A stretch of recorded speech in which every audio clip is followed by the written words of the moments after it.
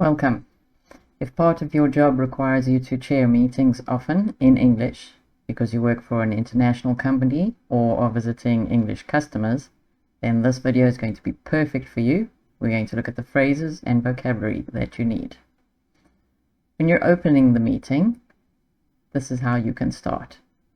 Good morning, everyone. Since everyone is here, let's get started.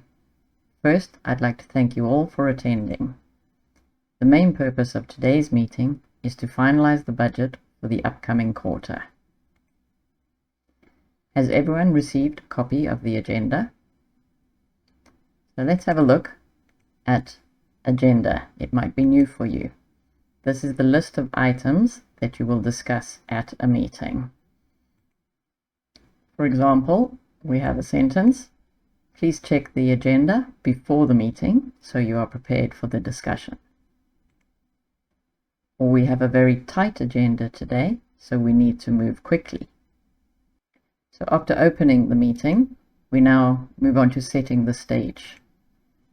So we have a lot to cover, so please keep your comments brief to ensure we stay on track. We're going to come back to on track.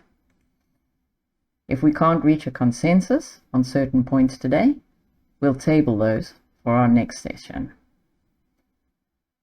So let's have a look at some of the vocabulary there. Consensus.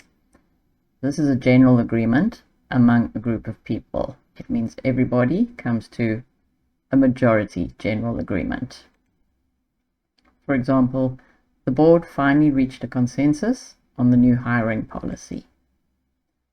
It's difficult to reach a consensus when there are so many conflicting interests. Table, this is the verb, not the noun. It's to postpone the discussion of a specific topic until a later time. For example, we don't have enough data yet, so let's table this issue until next month. The manager decided to table the budget talk to focus on the current crisis. And lastly, we have here, on track.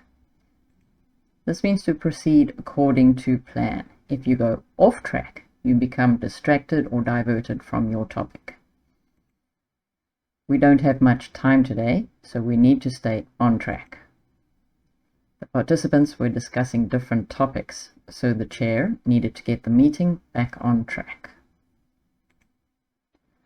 The next up, now managing the discussion. So we've looked at opening it, setting the stage, and now managing the discussion. Let's move on to the first item. Sarah, would you like to lead us through the marketing projections? Please feel free to chime in if you have questions, but let's let Sarah finish her overview first. So what does it mean to chime in? This is to join a conversation or discussion by providing your opinion.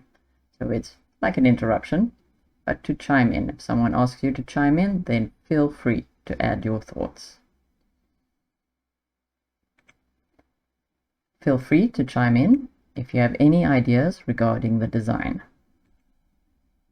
He waited for a break in the conversation to chime in with his concerns. Next up, we have closing the meeting and action items. Before we wrap up, before we end, let's quickly summarize the main points. We've agreed on the spend for digital ads, but we need more data on the print campaign. Mark, could you look into that by Friday? There's our action item. I'll send out the minutes later today.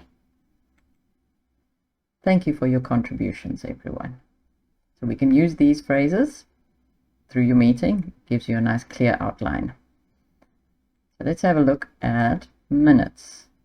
Okay, this is not to do with the clock, hours and minutes.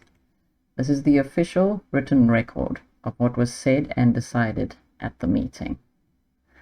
The secretary is responsible for taking the minutes during the session.